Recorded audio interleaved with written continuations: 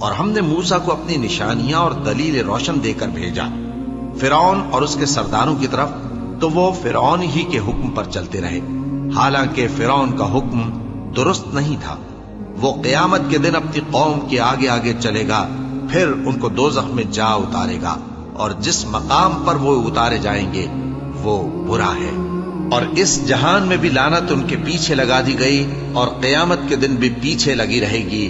جو انعام ان کو ملا ہے برا ہے۔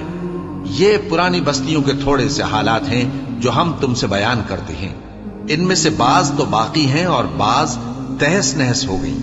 اور ہم نے ان لوگوں پر ظلم نہیں کیا، بلکہ انہوں نے خود اپنے اوپر ظلم کیا۔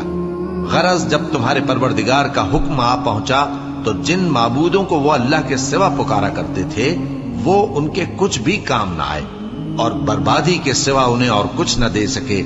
اور تمہارا پروردگار جب نافرمان بستیوں کو پکڑا کرتا ہے تو اس کی پکڑ اسی طرح کی ہوتی ہے، بے شک اس کی پکڑ دکھ دینے والی سخت ہے۔ ان قصوں میں اس شخص کے لیے جو عذاب آخرت سے ڈرے عبرت ہے۔ یہ وہ دن ہوگا جس میں سب اکٹھے کیے جائیں گے، اور یہی وہ دن ہوگا جس میں سب اللہ کے روبرو حاضر کیے جائیں گے، اور ہم اس کے لانے میں ایک وقت معین تک تاخیر کر رہے ہیں۔ جس روز وہ آ جائے گا تو کوئی شخص اللہ کے حکم کے بغیر بول بھی نہیں سکے گا۔ پھر ان میں سے کچھ بدبخت ہوں گے اور کچھ نیک بخت۔ تو جو بدبخت ہوں گے وہ دوزخ میں ڈال دیے جائیں گے، اس میں ان کو چلانا اور دھاڑنا ہوگا۔ جب تک آسمان و زمین ہیں وہ اسی میں رہیں گے مگر جتنا تمہارا پروردگار چاہے۔ بے شک تمہارا پروردگار جو چاہتا ہے کر دیتا ہے۔ اور جو نیک بخت ہوں گے وہ بہشت میں داخل کیے جائیں گے، اور جب تک آسمان اور زمین ہیں ہمیشہ اسی میں رہیں گے مگر جتنا تمہارا پروردگار چاہے۔ یہ اللہ کی بخشش ہے جو کبھی منقطع نہیں ہوگی۔